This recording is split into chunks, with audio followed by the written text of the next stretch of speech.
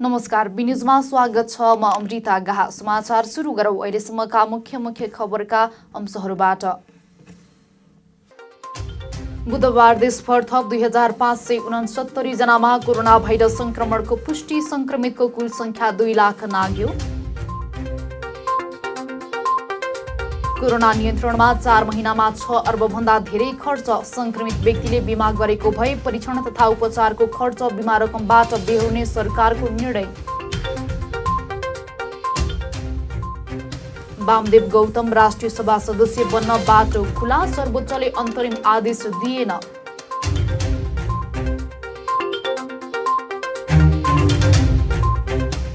र जाडो चल्न नेपाल आउने चरामध्ये 80% नेपाल आइसकेको चराविदको भनाई। गर्मी छल्न 50 देखि 60 प्रजातिका चरा नेपाल आउने।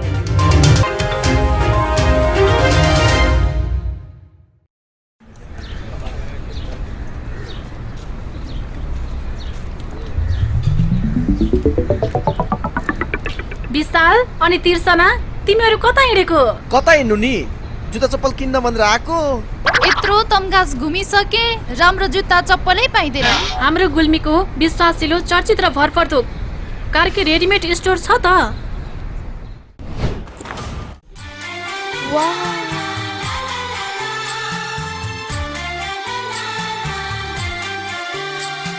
हामी कहाँ Shikhar, Royal, Rocket, BF, Black Horse लगायत विभिन्न ब्रान्डका party shoes, sports shoes, school सुजका साथै लेडिज जेन्ट्स तथा बच्चाका हरेक प्रकारका फेन्सी रेडिमेड कपडाहरू, ब्यागहरू थोक तथा फुटकर मूल्यमा बिक्री गरिन्छ।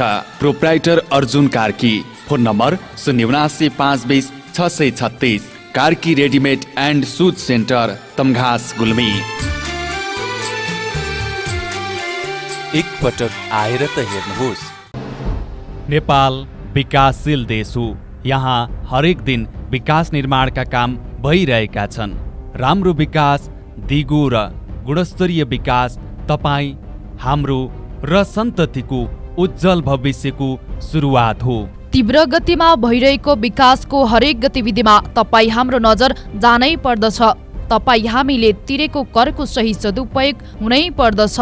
त्यसैले निर्माण क्षेत्रमा के भइरहेको छ, के कस्ता समस्याहरू छन् र के गर्दा उचित हुन्छ, अब हाम्रो सरोकारको विषय बनेको छ। त्यसैले हामीले लिएर आएका छौँ जनसरोकारको कार्यक्रम।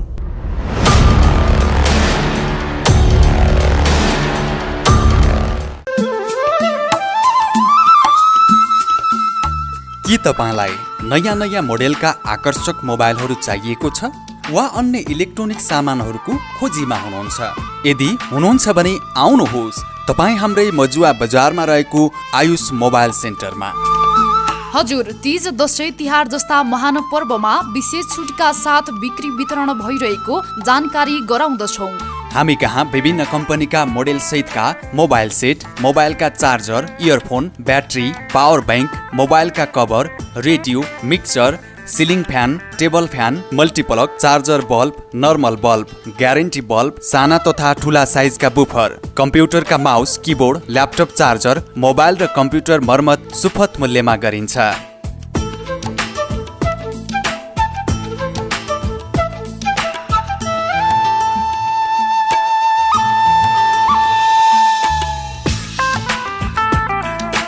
सम्पर्क Ayush mobile computer and electronics, Chandrakot 8, Majuwa Bazar, Gulmi. मूल्यमा ठगिनु पर्दैन, सस्तो र टिकाउ सामान सबैले लैजाउँ।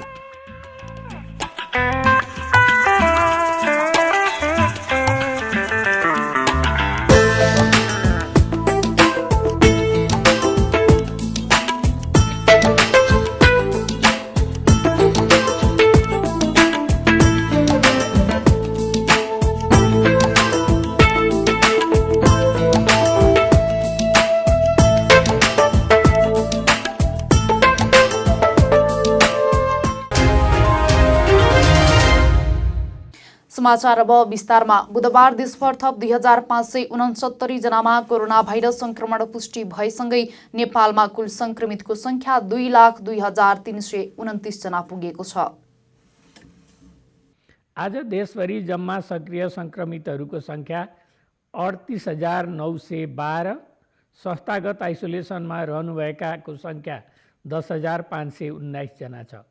प्रदेश 1 मा 95 जना, प्रदेश 2 मा 128 जना, बागमती प्रदेशमा 5,889, गण्डकी प्रदेशमा 1,000, लुम्बिनी प्रदेशमा 3,281, कर्णाली प्रदेशमा 27 जना र सुदूरपश्चिममा 79 जना हुनुहुन्छ। यसै गरी होम आइसोलेसनमा रहनुभएको सङ्ख्या प्रदेश 1 मा 4,747, प्रदेश 2 मा 952, बागमती प्रदेशमा 18,939, गण्डकी प्रदेशमा 2,121, लुम्बिनी प्रदेशमा 404, कर्णाली प्रदेशमा 337 र सुदूरपश्चिम प्रदेशमा 893 जना गरी जम्मा 28,393 हुनुहुन्छ।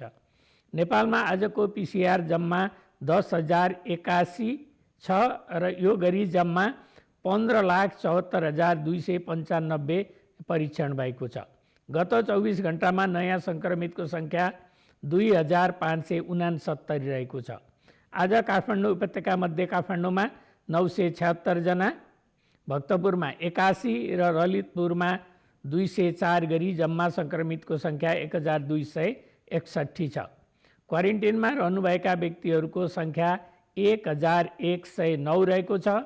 प्रदेशअनुसार प्रदेश 1 मा 43, प्रदेश 2 मा 43, बागमती प्रदेशमा 289, गण्डकी प्रदेशमा 287, लुम्बिनी प्रदेशमा 105, कर्णाली प्रदेशमा 13 र सुदूरपश्चिम प्रदेशमा 329 जना। सरकारले कोरोना महामारी नियन्त्रण गर्नको लागि 4 महिनाको अवधिमा 6,81,59,06,00,000 रुपैयाँ खर्च गरेको छ। कुल खर्चमध्ये हाई डिपेन्डेन्सी युनिटका लागि 3,25,00,00,000, प्रयोगशाला व्यवस्थापन तथा परीक्षणका लागि 1,12,40,00,000 रुपैयाँ र सङ्क्रमित व्यवस्थापन, कन्ट्याक्ट ट्रेसिङ, उपचार तथा जोखिम भत्ताका लागि 1,14,29,06,000 रुपैयाँ खर्च भएको स्वास्थ्य तथा जनसङ्ख्या मन्त्रालयका प्रवक्ता डाक्टर जागेश्वर गौतमले जानकारी दिनुभयो।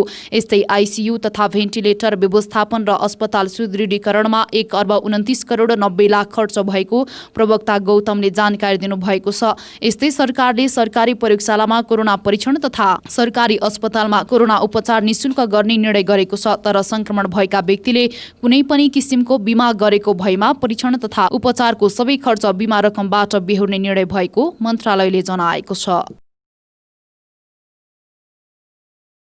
हिन्दू नेपालीहरूको दोस्रो महान पर्व तिहार पर्व पनि नजिकै गरेको छ।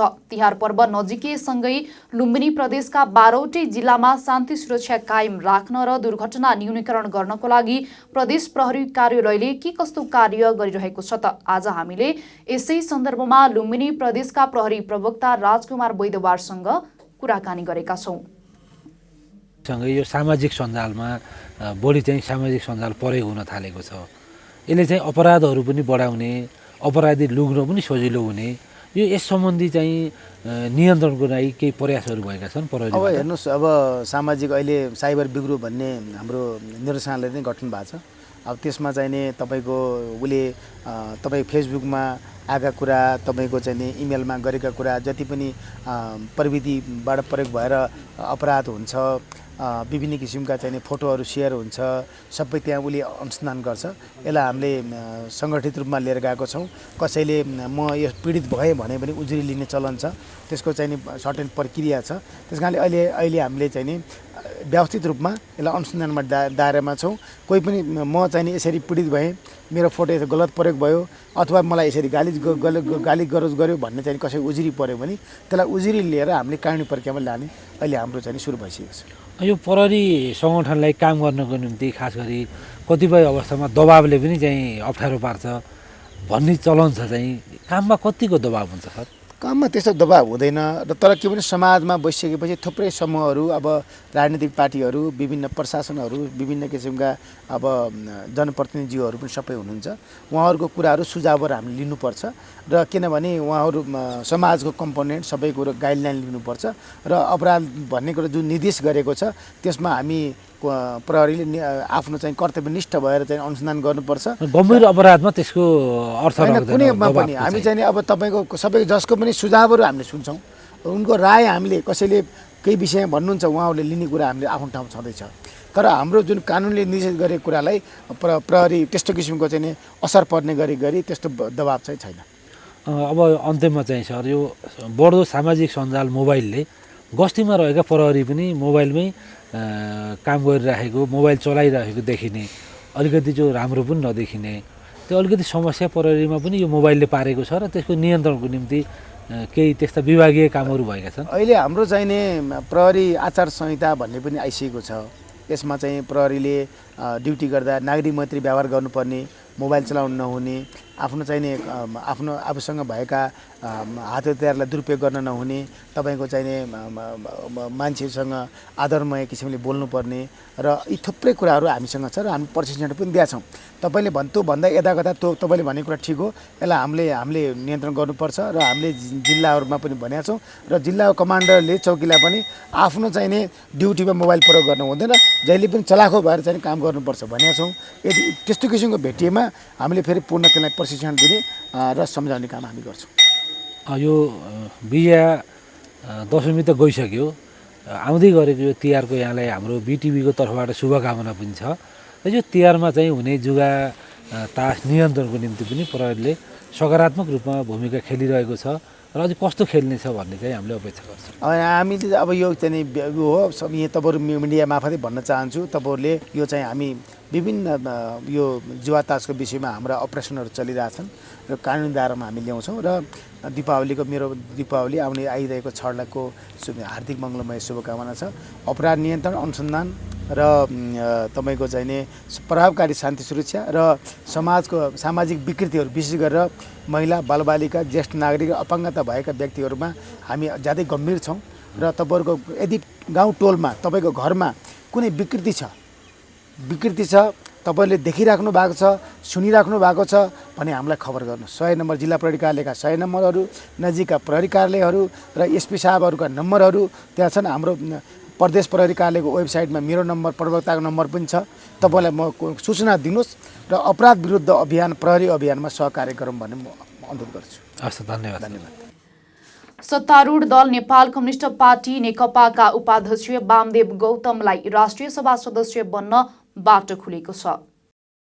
सत्तारूढ दल नेपाल कम्युनिस्ट पार्टी नेकपाका उपाध्यक्ष वामदेव गौतमलाई राष्ट्रिय सभा सदस्य बनाउने सरकारको निर्णयमा बदर गर्न माग गरिएको रिटमा सर्वोच्च अदालतले अन्तरिम आदेश जारी गर्न अस्वीकार गरेको छ। यो सँगै गौतमलाई राष्ट्रिय सभा सदस्यका रूपमा काम गर्न वा मन्त्री बन्न पनि बाटो खुलेको छ। वरिष्ठ अधिवक्ता दिनेश त्रिपाठीले गौतम विरुद्ध हालेको रिट निवेदनमा प्रधान न्यायाधीश चोलेन्द्र राणा, वरिष्ठमा न्यायाधीश दीपक कुमार कार्की, न्यायाधीश हरिकृष्ण कार्की, विश्वम्भर श्रेष्ठ र ईश्वर खतिवड़ाको संवैधानिक इजलासले अन्तरिम आदेश दिन अस्वीकार गरेको हो। यसअघि न्यायाधीश आनन्द मोहन भट्टराईको इजलासले संवैधानिक इजलासमा दुवै पक्षको बहस सुनेर निर्णय गर्न र त्यतिन्जेल त्यो विषयवस्तु यथास्थितिमा राखी गौतमलाई थप जिम्मेवारी नदेन आदेश दिएको थियो। सरकारको सिफारिसमा राष्ट्रपति विद्यादेवी भण्डारीले बर्दियाबाट प्रतिनिधि सभामा पराजित वामदेव गौतमलाई राष्ट्रिय सभा सदस्यमा गएको असोज 1 गते मनोनित गर्नु भएको थियो। त्यसपछि गौतम विरुद्ध सर्वोच्चमा रिट निवेदन परेको हो। समाचारमा पालो भएको छ विश्रामको। विश्रामपछि पुनः उपस्थित हुने नै छौं।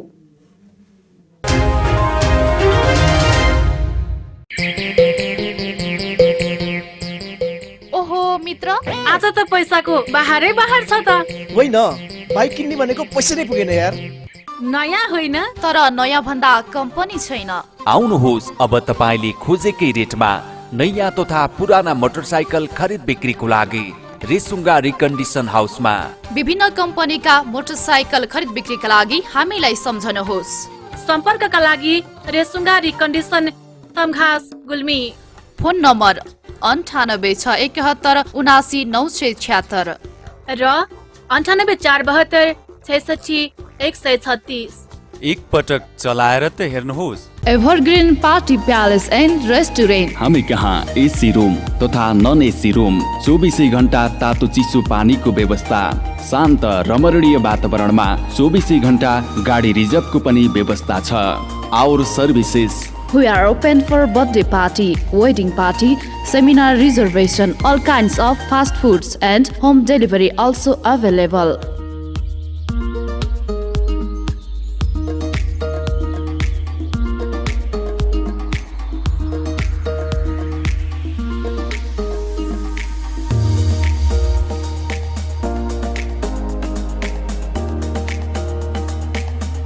Contact number 079520864. Proprietor Javindra Basnet 9857064004. Prakash Basnet 9841972733. Evergreen Party Palace and Restaurant, Resunga नगरपालिका 1 हस्पिटल लाइन गुल्मी, जिल्ला कारागारको ठिक माथिपट्टि।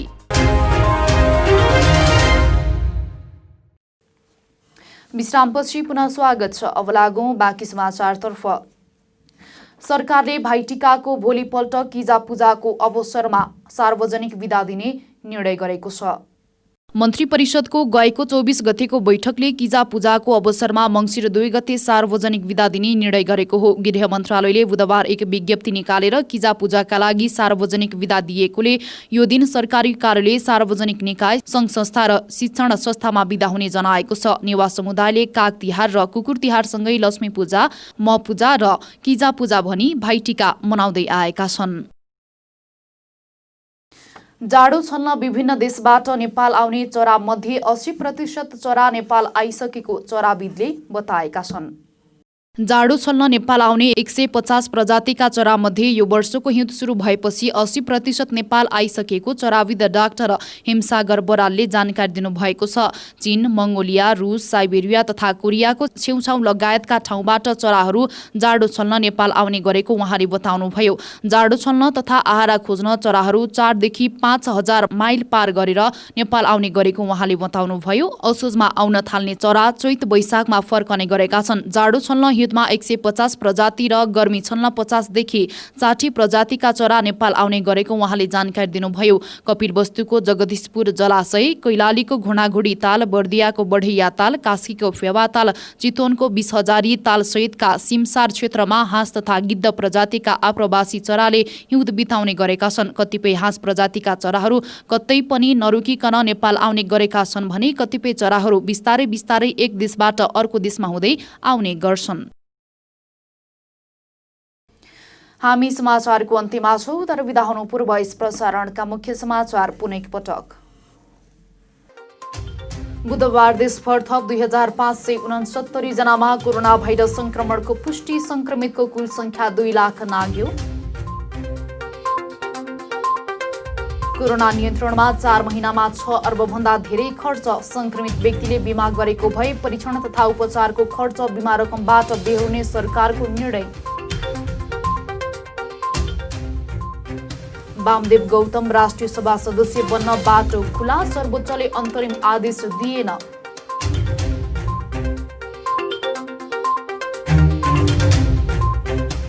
र जाडो छल्न नेपाल आउने चरा मध्ये 80% नेपाल आइसकेको चराविदको भनाई, गर्मी छल्न 50 देखि 60 प्रजातिका चरा नेपाल आउने।